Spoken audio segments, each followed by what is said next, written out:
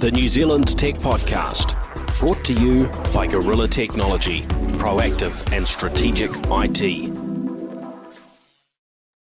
Hey folks, greetings and welcome along to the New Zealand Tech Podcast. I'm your host, Paul Spain, and great to have Ben O'Brien joining us for the first time. How are you, Ben? Great. Really great to be here, Paul. Yeah, look, fantastic to have you joining us for this, our virtually Christmas Eve episode. In fact, Christmas Eve. We're recording on Christmas Eve, but yeah, a lot of people will probably be listening in Christmas Eve. The audio tends to go up a little bit later than the live stream, but there obviously folks will catch the live stream and so on as well. Maybe you can introduce listeners to where you fit into this big wide world of tech, entrepreneurships, startups. And awesome. The like. Yeah, so my name's Ben O'Brien.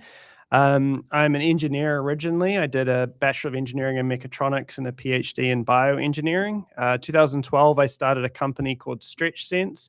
We were focused on making super soft, stretchable sensors for measuring human body motion. I was co-founder, CEO for about 11 years, stepped down a couple of years ago. These days, I'm working on writing a book on entrepreneurship that explores really hard situations that entrepreneurs find themselves in. And I'm also mentoring founders who want to start companies or have recently started companies. Fantastic. Now, I should just mention it while you talk. You've mentioned you're writing the book. Yes. For folks who are interested in Ben's book, we will mention this again later, but bottomofthecliffbook.com yes, is where you can actually go to register interest if you'd like to hear about that when it comes out. Is that right? Yes, that's exactly right. Now, big thank you, of course, to our show partners, to 1NZ, 2 Degrees Spark Workday, and Gorilla Technology for keeping us streaming and on the air, all those sorts of things. And a little reminder, or if you haven't heard it before, we are doing a little survey and giveaway at the moment. This gives us a bit of your feedback so we can look at what can we do to improve the New Zealand Tech Podcast. You can complete it probably in about 60 seconds, depending on if you want to write a whole lot or whether you just want to tick a few boxes. So really quick and easy. And we've got some giveaways there. 1NZ Warriors jersey, Logitech Casa pop-up desk, which is a little portable kind of keyboard, trackpad, and stand for a laptop. Wait, all in one? All in one. That just it's about the size of it's small and light, but sort of similar form factor to a laptop, and then you just fold it all out, and it gives you a nice laptop stand. It's very cool. So there's a couple of those. The Logitech keys to go to, which is a portable keyboard you can hook onto your phone if you need to do some serious, typing without having a laptop with you, and the Motorola Edge 60 Fusion smartphone. So some very nice things in there. If you would be so kind as to complete the survey. And the other thing it does for us is when we're I guess keeping in touch with our partners, and when new partner inquiries come in, it's helpful for us to have a few data points on who our listeners are. So there's one or two things in there as well that help with that feedback. And ultimately, if we have more partners and more sponsors, we have more money to invest back into the show. So good for everybody. All right, and that is at nztechpodcast.com/survey. All right, let's jump in. So starting on the New Zealand front, interesting and concerning to hear around the police in New Zealand leaking some what looks like reasonably critical data in relation to various cases. They regularly will send out criminal case files to lawyers, but you can imagine in a criminal case file there will be names and details that must be redacted, right? Very serious information of someone who's made an anonymous complaint to police. Their name, yes, of course, that's going to be documented in the files. But if that makes it through to not great criminal, then that is potentially serious. These are the sorts of things where, in years gone by, there I think plenty of cases around the world where people have disappeared or what have you in the most serious circumstances. So it's shocking to hear that New Zealand Police had a window there of about 2 weeks where whatever their approach to redaction was not working correctly. It reminds me of a scenario we saw with a client some years ago, and they redacted some documents and asked us to help them publish those documents. And we were aware that some people did a form of redaction that was like blacking out the text that you don't want to get to, you don't want to be seen, without recognizing that with a PDF you could just highlight the text behind the black and copy and paste it out. So I'm actually incredibly familiar with the fact that these things can go wrong, but for the police to get this wrong, I think is very, very serious. How do you feel about this, Ben? Yeah, I think there's an interesting lesson in, like, okay, first of all, I feel terrible for anyone that's been affected by this, and also I'm sure there was some IT manager that got the worst phone call of their life when this went wrong. Yeah. But I think the interesting lesson is like, as we move to automate more and more systems, I noticed in the articles that there was some kind of disclosure infrastructure, some piece of software that was responsible for it. What you're doing is you're taking away the ability for people to just see and check with their common sense and their experience of, is the system actually working? So if you go back 50 years when there was a piece of paper and someone had to physically cross it out, right? The person posting that information out, they would have had a pretty good idea of whether it was being properly redacted or not. So you've got humans in the loop checking the quality of systems. But as things become more and more automated, and as it just becomes like click a button, right? Like send file to all, right? Email all, or what have you. All of a sudden, like, people are actually removed from the point of service delivery. And that means that problems like this can get massively inflamed or exaggerated compared to the damage that could have been done in the past. And so I think it's like a really interesting challenge for organizations. Like, I'll give you an example is, we put in place once upon a time a customer support line where customers could send in tickets, right? This is with Stretch Sense? Yeah, exactly. Many years ago, probably like 10 years ago almost. And then, like, one of the things that happened was there was some mistake so that support tickets were just getting lost into a void, right? And if you have an automated system like that that's failing, but nobody has visibility on it anymore because you've changed from ticket to email inbox to person looking at it to just straight into Jira or whatever system you've got, problems don't get seen and they can run amok and you have huge problems. So yeah, I guess, like, to me, this is a cautionary tale. I'm sure there's lots of details, but from a distance, a cautionary tale about the dangers of automation. Yeah. Now, also on the New Zealand front, heard today via LinkedIn that James Powell, who is a co-founder at Dawn Aerospace, has exited the business after 8 years there, and it looks like he's moving on, fairly swiftly into a new role, which no doubt we will hear about in the not too distant future. So, yeah, it's quite a big deal. I think Dawn Aerospace is probably our most well-known aerospace company, but behind Rocket Lab. What they've done and what James has achieved there, with their space plane and all the other things they've got with environmentally friendly propulsion, technologies and so on that they've got out there in space, right now. And really cool promo videos too. Yeah, I know, always awesome, right?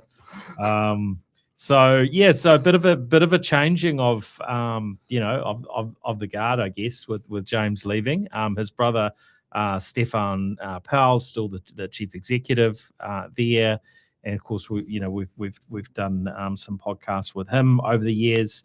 For folks that are curious to learn a little bit more about Dawn Aerospace, then we do have New Zealand Tech podcast and New Zealand Business podcast episodes, sort of delving in there into Dawn Aerospace. James remains a significant shareholder, and it's going to be really interesting to follow what Dawn has over the years ahead, but also what James gets up to and whatever he's had his arm twisted into doing, or whatever new thing that he's involved with. So really it's so exciting actually just to see New Zealand's growth in the world of aerospace.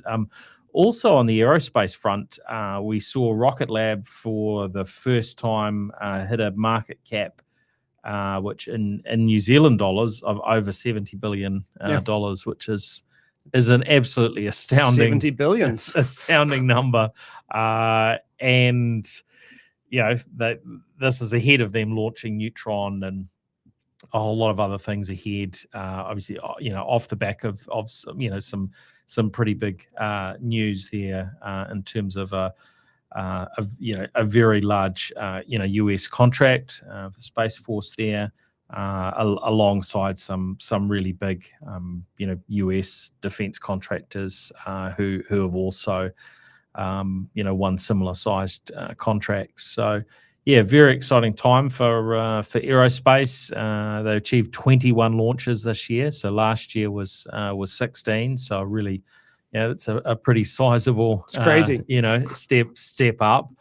And I imagine 2026 is going to be a really exciting year for them. Continuing to focus on some pretty big challenges, but pretty exciting for New Zealand. And I've probably mentioned it before, but just in case I didn't, Rocket Lab's book is out now and is a great Christmas present, either for yourself or someone else. It's called the Launch of Rocket Lab. Fantastic book, and authored by Peter Griffin, one of our great tech journalists and podcasters here in New Zealand. So, really encourage people to get their hands on that if you can. Bless you. Oh, excuse the sneeze. Maybe that'll be edited out. Excuse me. Right, where were we? So, go get your Rocket Lab book if you haven't. Get the Rocket Lab book. I think what I like about this book is it covers the 20-year journey of Rocket Lab, but it's kind of a zoom in on startup life, and there's just so much kind of packed in there that I think anyone who's has any interest in tech and startups and aerospace and entrepreneurship, you're going to enjoy picking it up. And because Rocket Lab themselves have been involved, it is absolutely packed with pictures from that journey and going back to Pete in his childhood. I think there's earlier years before he started Rocket Lab, there's one with him on a bike that's rocket powered that I think's when back when he's a youngster in Invercargill or something. So there's lots in there. I mean, I think the thing that's both these two stories, the Dawn Aerospace one and the Rocket Lab story, the thing that's most exciting is you can see multiple generations of founders and companies like recycling into the ecosystem, whether that's through talent or money. Yes. And I can remember going back again sort of 15 years, people were saying, hey, we just have to kickstart the ecosystem. We have to get it going. such that people can have their experiences, have their lessons, and then bring them back. And if you look at mature ecosystems, that's what happens. You just get this like recycling effect. And so it just makes me really happy to see this starting to happen, this kind of flywheel of success. Yeah, it's so good, so good. And then also on the New Zealand front, we've got news of the government, formally announcing that they will centralise digital investment and procurement by the launching of the Government Digital Delivery Agency, April 2026. That will sit under the Public Service Commission, centralising their IT investment and procurement. They're talking around expected savings of 3.9 billion over 5 years.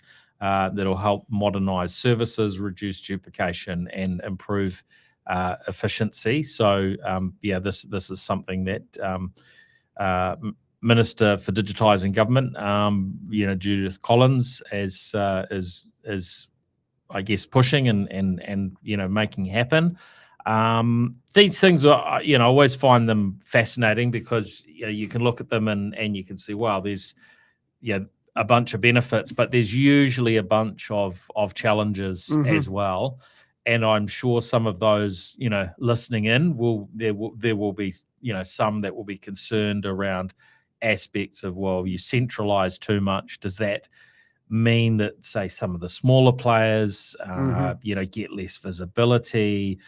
Does it slow certain things down? And this idea that Minister Collins has highlighted. There was a comment in one of the news releases said taking a centralised approach to digital investment and procurement could save up to 30% on the projected $13 billion technology spend across the public sector in the next 5 years. This means the potential savings of 3.9 billion. That's quite a large chunk, and so interesting to delve into. Well, where does that 30% come from? Because there isn't usually necessarily sort of 30% margin in probably most of the things that are that they're buying that's sort of spare and available, but there can be varying efficiencies and so on. But it will certainly, I'm sure, lead to some pain for some out there as well. So happy to hear from anyone. Always interesting to hear feedback. So feel free to share any thoughts on that. If there's any insights as a listener that you want to share. Any immediate thoughts come to mind for you, Ben? Yeah. I think this is something that has peril and opportunity. So I think the peril is, like you say, you could freeze smaller players out, right? Potentially the deal just goes to like one big tech contractor and, that's done. You've also got like centralization of all services under one system means that if that system fails, it's, not just the police that has a problem. It's like the whole country has a problem, right? And so this is a huge peril. I think there's opportunity though.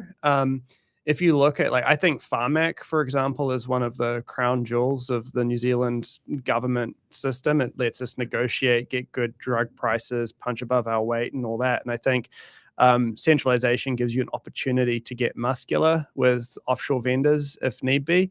I think also, if you think about data sovereignty and who controls the systems of government, it's also an opportunity to fix some of those issues. I know you have to play with the world, right? New Zealand's an open trading nation, but we also should make sure that core capable infrastructure is managed and owned by ourselves, because that's part of being a sovereign nation. So without looking into the details, I think there's peril and opportunity, and it really depends how it's managed, whether we get to one or the other. Yeah, look, I think there'll be probably a bit more discussion on this one, over time.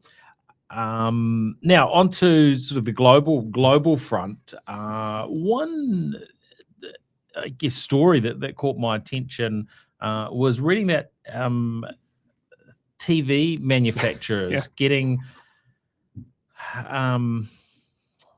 getting caught in Texas. So it's the state of Texas that has gone after them now for taking screenshots It's insane. across 5 manufacturers. So this come from the Texas Attorney General, suing 5 manufacturers. So Sony is in there, Samsung, LG, Hisense, and TCL. So, the biggest, names are right there. This also comes after there was a bit of a backlash, I know, in recent weeks around a partnership between Microsoft and LG, Copilot, where Copilot's being pushed onto the Copilot app being pushed onto LG TVs without any direct consent from the owners of the TVs, or even an ability to uninstall the Copilot app.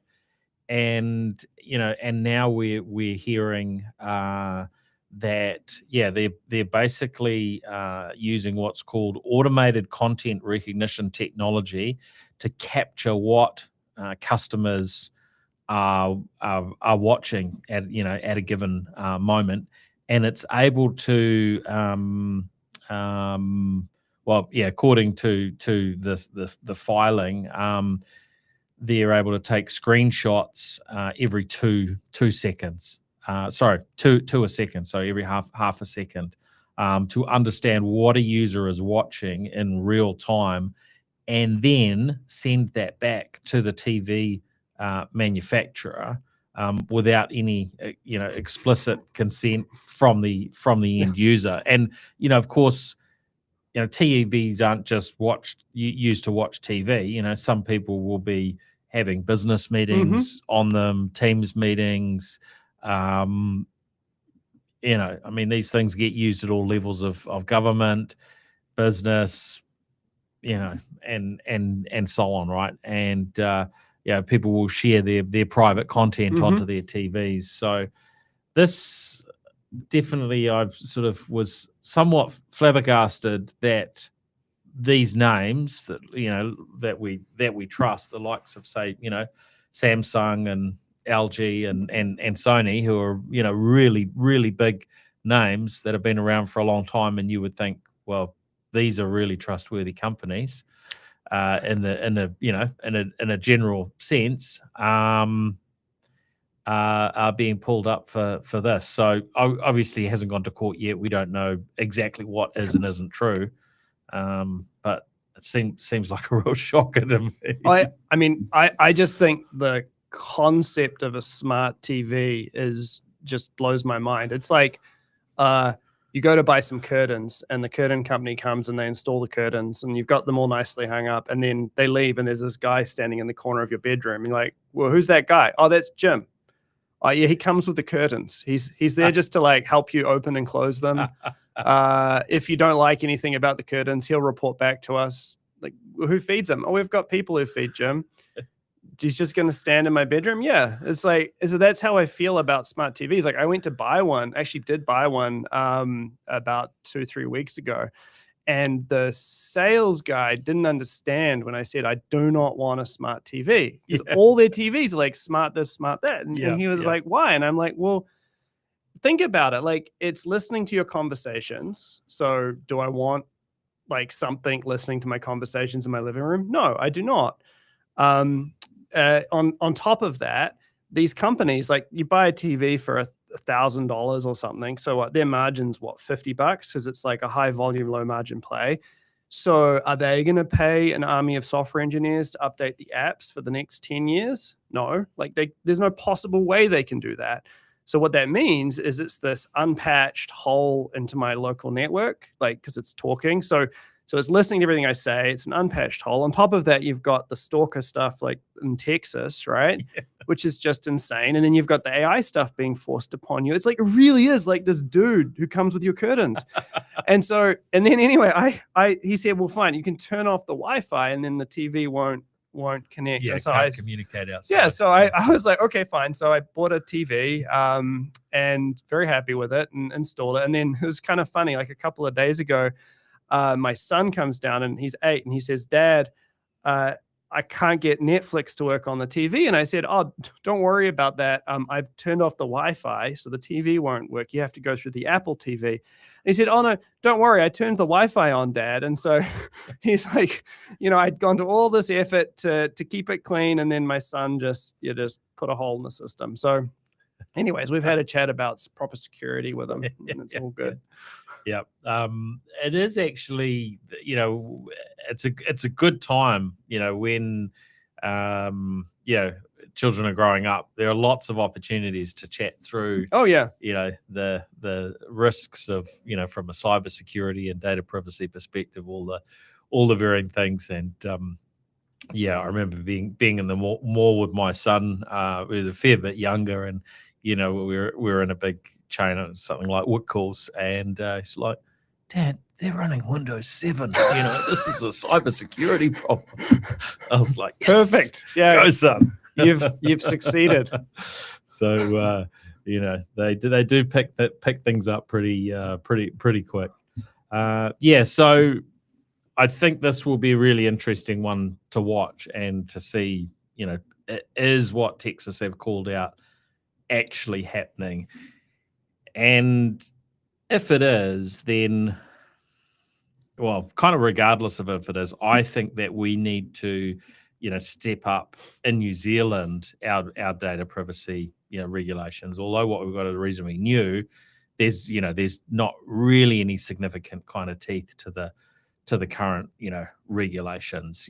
Let's say this is happening in New Zealand. So let's say, everyone listening, if you've got one of those TVs in your home, let's say it is, pushing data out. It will be. That's screenshotting. Well, maybe not. But how would you feel about that? And what would be an appropriate, level to compensate for that?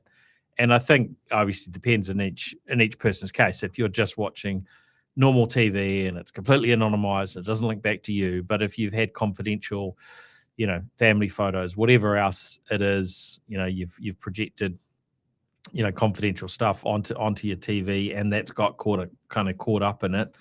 I don't know how you make that right with people. So I'm sort of surprised actually that this particular story hasn't had a whole lot of media attention. But we will follow it with interest. See. Yeah. Waymo and power outages in San Francisco.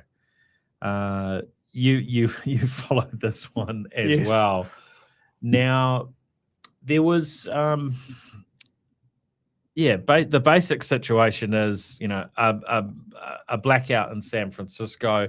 That meant that traffic lights weren't operating in parts of the San Francisco area, and what that led to in the case of San Francisco, where you've got all these Waymo robotaxis driving around with no drivers, is there were bunches of them just stalling and freezing up. And I remember seeing a Waymo that had got a bit stuck when I was in San Francisco, and trying out a bit of tech on the road there.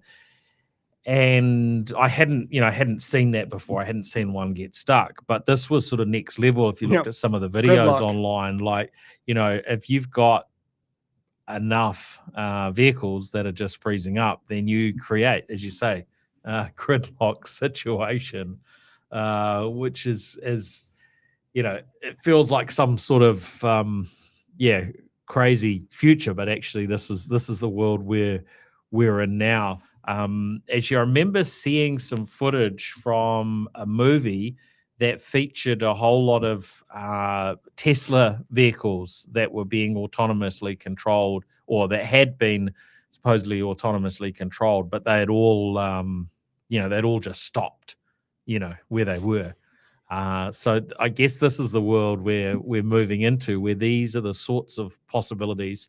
Also saw some concerns coming out of the UK and reasonably recently around vehicles coming from parts of the world that the UK might not be quite so friendly with, and highlighting that those vehicles can be remotely disabled. Totally.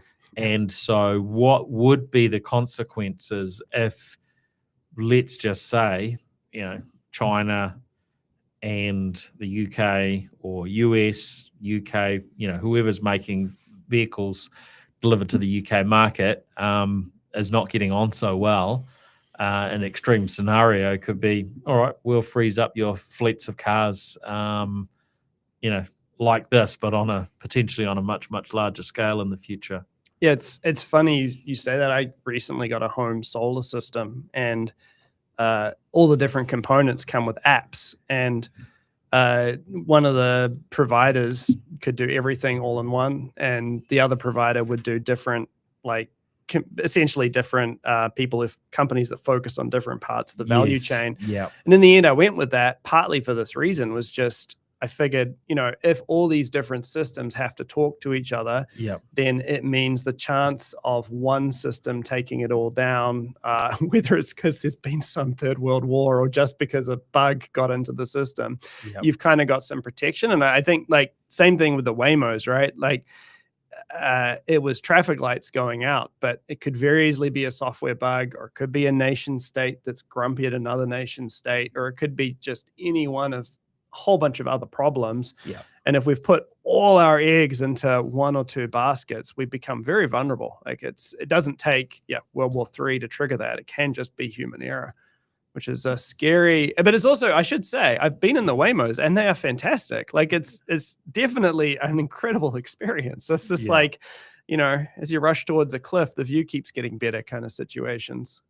I just looked up that movie. It was a 2023 movie, Leave the World Behind, described as an apocalyptic thriller, featuring a prominent scene where a fleet of self-driving Tesla vehicles are hacked and forced to crash into each other on a highway, creating a massive roadblock. So, it is kind of odd when you see elements of fiction, become real in one way or another. I mean, wait till we all have humanoid robots and that happens. That's going to be super creepy. Yeah, that's too creepy. That's freaky. But as we're kind of almost to the end of the year here, there will be an episode actually that's been pre-recorded for next week and over the break. So if you are wanting to kind of keep keep updated on the tech front, you will find some good content. But looking back at 2025 and what's been happening in the autonomous vehicle front, because this is a front we don't talk about quite so often these days, but it was certainly a huge fascination for a while especially when Tesla were promising all the time for a period, which I guess they still are, their autonomous vehicles and robo-taxis, but that just got a little bit long in the tooth because they talked about it for so long and didn't quite deliver. But I mean, this year we have had the full self-drive capability launched in New Zealand. However, those who maybe paid for a vehicle 6 years ago, like myself, the suckers, because at this stage, the FSD, full self-drive sort of supervised software only works on the latest hardware. Yes, for New need Zealand, all the fancy sensors at the moment. So there's a little bit of a no-go there, but it is cool that you can try that technology out in New Zealand. You can go and visit Tesla and test drive that tech. So definitely fun to do. If you haven't had a go with that, but also some continued sort of innovation, I guess, from Kiwis that are involved in this sort of autonomous vehicle world.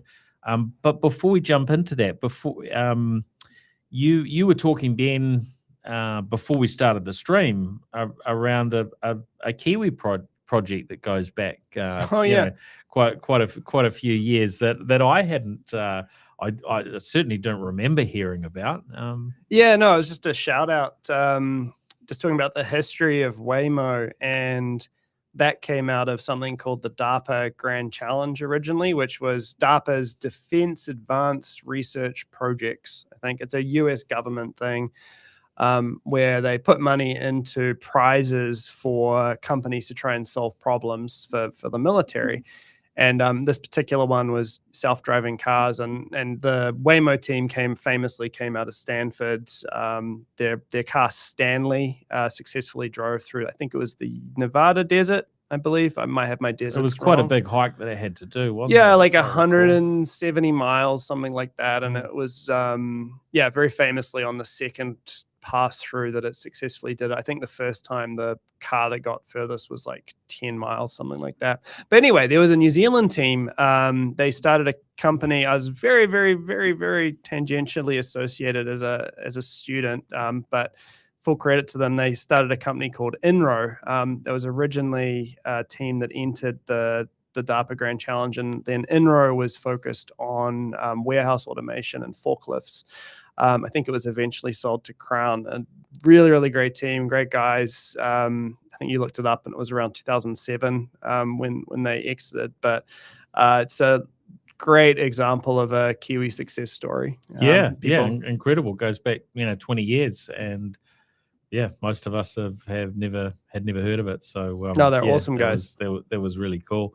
Also some Kiwi kind of connections. So a couple of the big players in the world of autonomous driving have very strong Kiwi connection. So Neuro, who we have an interview with him on the co-founder, Dave Ferguson, on the New Zealand Business Podcast. That'd go back a few years, but really fascinating listen. Co-founder Dave Ferguson. This year, his role has changed. He's now co-CEO as well. They have raised a Series E funding round, $203 million, and currently have a valuation coming in at about $6 billion US dollars. So quite an achievement on the funding front, but also in terms of their achievements, they've been partnering with Uber and Lucid on what they're titling a global robotaxi program. And of course, companies like Uber have more than one partner when it comes to this type of technology. They've announced California Bay Area as their first market for that program, but we've seen their tech being widely tested, and they've been getting data in varying places as well. I think 200 cities across the US. Their tech testing and training and demonstrations have reached out internationally. So they've got video footage online of the Neuro autonomous technology being used in Tokyo. And there's a whole bunch of stuff online. They've got a really good this year Neuro Accelerated into the Future 2025 video if you're curious. If you Google Neuro Neuro, you have a little bit of a look at that, and it sort of goes through some of those highlights for the year. Really good to see Kiwis, deeply involved in that. And Dave Ferguson was also involved in Google's self-driving car for quite a number of years before You know, I don't know whether it was in the era that it was called Waymo. I think it was probably prior to that. Yeah, very, very, very key talent there. And then we've also got Wave AI, whose CEO and co-founder is Alex Kendall, who's a Kiwi, and Wave AI have announced you know, autonomous taxis for London, and they've been working through. I think it was around mid-year. They highlighted a demonstration of hitting 90 cities in 90 days with their autonomous driving technology. So just testing it, you know, in many cities. Do you think the across engineers, lots of countries? I was gonna say, do you think the engineers were asked before the marketing team went live with that, or do you think it was? Well, that it's a really interesting point.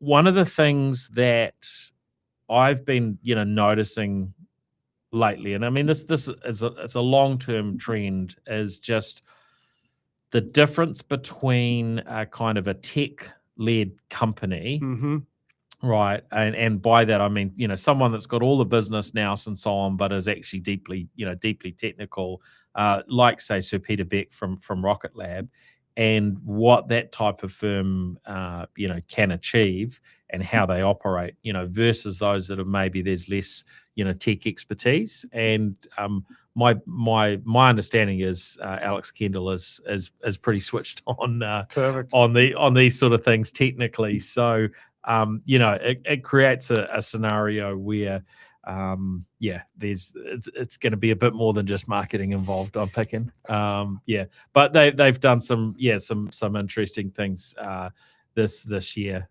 as well, and so yeah, just exciting to see what's you know, what's going on and what's being achieved. No, it's awesome. Yeah. Ben, keen to hear, I guess, you know, a little bit more about your journey and what you've been involved in. We are planning a separate, you know, kind of a full New Zealand business podcast episode to sort of hear more of your story and the full story of Stretch Sense. So, you know, folks can we'll have to sort of hold on for that one, but maybe you can give us kind of a, you know, a short version of the Stretch Sense story, and then we can you know, delve a bit more into other topics on the entrepreneurship and startup front. Fantastic. Yeah. So, where to start? So I did my PhD at the University of Auckland in the Auckland Bioengineering Institute, and while I was there, myself and some other people in the lab and our professor, we started selling custom high voltage power supplies. And so this was kind of a random place to start, actually, but we had been going to conferences and showing off prototypes to people. And these prototypes required high voltage power supplies. The systems we work with, artificial muscles, required high voltages. And so people saw that and they started saying, hey, could you make these supplies for us? And so that was totally market led, totally surprising. Yeah. We didn't set out to become high voltage power supply salesmen, but that's what happened. And so for the next sort of 3 years, from 2009 through to 2012, I think we sold about $500,000 of these things, these little desktop 5,000 volt power supplies, plus a few like projects on the side of it. Wow. And why was there that demand? What was pushing the demand? Because there were lots of people interested in the technology. Artificial muscles, they're basically like rubber bands that would expand or contract when you apply to voltage. So you could make like Iron Man power suits or smart prosthetics or soft robots. That was the dream, and that is the goal of that research space. But the problem is that if you can't actually make a working device that operates, it's useless. Like, it's academically useless. And so what we became very good at was taking, like, okay, here's this technology, but how do we make it useful? And that typically involved a combination of things. But yeah, custom high voltage electronics was one of them. And then, of course, actually designing and working with soft systems was another. And so, yeah, people found, like, around the world, they were very good maybe at the soft materials part, but they couldn't do the electronics. And so they just started buying from us, and we got a reputation. It was all supported by the university at the time. So we had lots of support from the University of Auckland and uni services. So shout out to them, and also the ABI, who gave us space and let us use equipment and all that kind of stuff. So we were well supported by the environment that we were in. And we got a taste for it, honestly. It's very satisfying to ship a product to someone because you're solving their problem. And when they say thank you, because you've completely unblocked their research, or you're enabling them to make a new product or do something great, and then they give you money as well as saying thank you, it's kind of addictive. And so we wanted to set up a business. StretchSense, kind of originally we were going to make a generation energy harvesting company, but we saw more demand from people that wanted to sense soft movement of the human form. So basically measuring how people move, how objects interact with people. And so we set the company up focused on that application. It was also low voltage. So it's kind of funny because we built all this capability in high voltage electronics and then jettisoned it all to go after low voltage sensing systems. Yeah. And that was the beginning of the company. Again, we're going to talk more later, but StretchSense, we went on a full startup journey. So we built a business selling soft stretchable sensor development kits to companies in sports and fitness and consumer electronics and virtual reality industries, basically anyone who wanted to measure and precisely digitize how a human moved. The company went through multiple rounds of funding. We had some big upsets along the way. We had like a big contract with a Japanese strategic investor fall over around 2009. So that was pretty hard period of the company's existence, when had to lay off a lot of people, which really sucked. So full ups and downs, but then recapitalized the business. It was bought out of administration by GD1 Global from day one. And a new company was formed and went after. So we'd actually learned some lessons along the way. One of them was to try and, rather be a component business, to focus on the end user as much as possible and try and actually deliver something where you get to talk to the person who's actually using the product, as opposed to, say, selling to a business that wants to make a product. So we went after the movie and games industry, specifically helping actors digitize their movements of their hands, because hands turns out to be a really great application of the sensor technology. So kind of my claim to fame there is that Snoop Dogg's worn our gloves that we made, which is pretty cool. So there's a music video you can watch of Snoop Dogg. It's like a Larry Page homage, which is pretty cool. I stepped down a couple of years ago from being CEO, but I'm still on the board as a director. And today the company is really focused on VR training. So basically helping solve the global retraining crisis because of globalization, AI, and just generally the rapid pace of technology, people having to learn new skills really, really fast. And so turned out that all our experience with soft sensing and all our experience with digitizing human body motion for the movie industry is absolutely perfect for letting people be present inside virtual worlds. So basically reach out, touch, interact with virtual environments. And those are perfect for training people on how to use new, like, fly vehicles, use equipment, run plant, manage logistics, things like that. So got a really great CEO in there, great sales team focused on going after that. That's fantastic. And so with this book you're writing, yes, The Bottom of the Cliff, yes,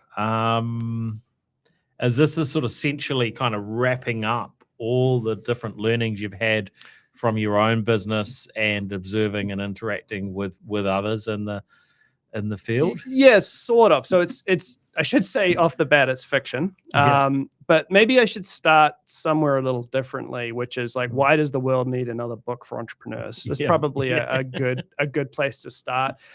And I kind of have three observations when I look at the literature out there. So the first is most books for entrepreneurs focus on best practice. So they say, here's my story, here's what went wrong, or maybe I studied some other people and here's what went wrong. Here's the lessons I learned from it, and then here's my plan that you can follow so that you don't make the mistakes I did and you succeed, right? That's best practice. Here's best practice. So the problem with best practice is that real business people, real founders, real entrepreneurs will make horrible mistakes. You just make horrible mistakes. And then eventually everything goes wrong because of those mistakes. And the problem is, in that moment, being told what you should have done differently 18 months ago Yeah. is too late. Yeah. It's not wrong, but it's too late, right? Like, if you have to lay off most of your team because you've run out of money and lost the faith of investors and everything's gone wrong, being told that you shouldn't be in that situation and that 2 years ago you made some bad business decisions is just too late, right? So that's kind of one thing. Best practice is too late. You need to deal with situations as they are, where they are. My second kind of core observation is most advice for entrepreneurs isn't from the entrepreneur's corner. It tends to be written from either the perspective of professional investors. And professional investors, nothing wrong with professional investors, but they're trying to optimize value across a portfolio. So they're trying to create value across 10, 20, 30, 40, 50 companies. Whereas you're trying to optimize value in a single company. And the decisions you would make, the risk profile that you would take, and the investments in time and effort are just different.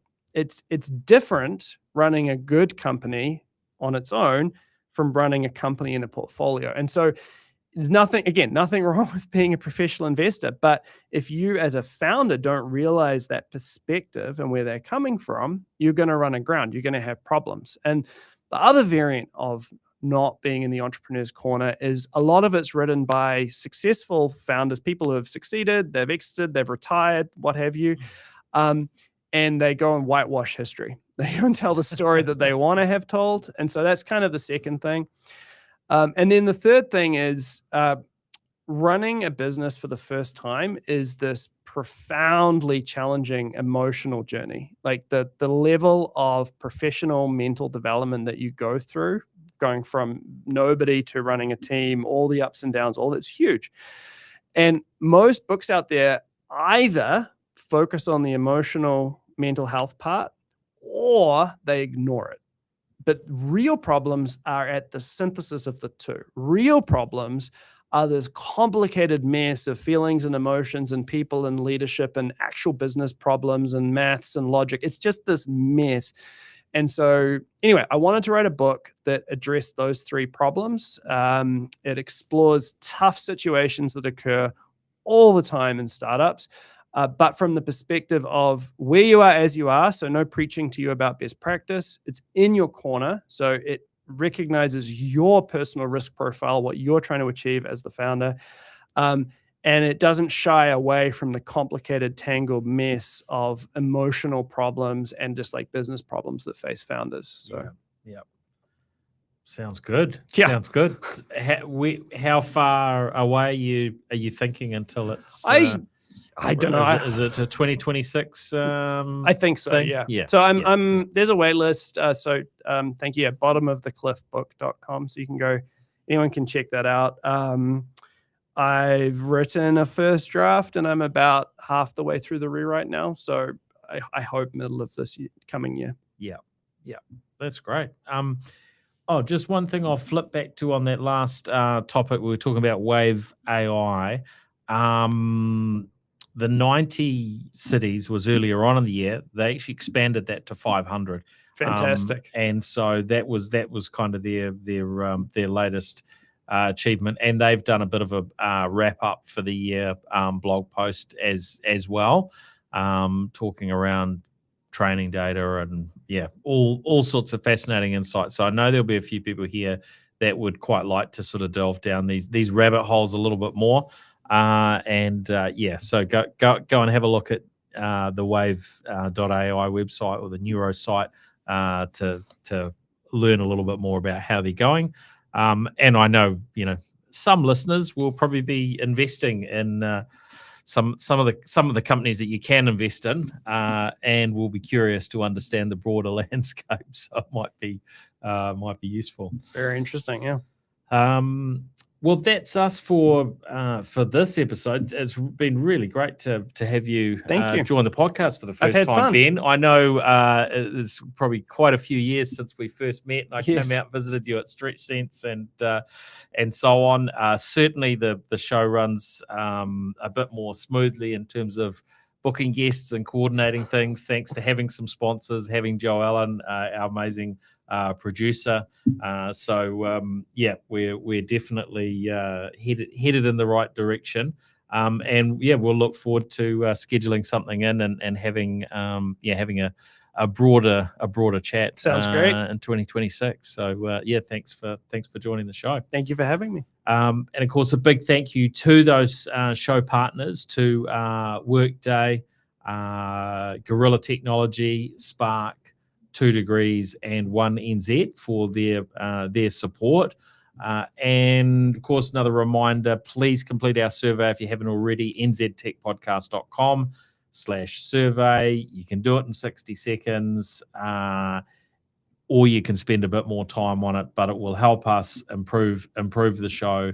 And there's some really, really cool giveaways in there as well. So thank you to Motorola, Logitech, and 1NZ for the prizes that they've shared, and that will be wrapping up. I think early in the new year. So now's probably your best chance to get in. And a reminder that most listeners don't get around to doing this, so the odds are actually pretty good if you fill it out. So excellent. All right, thanks everyone.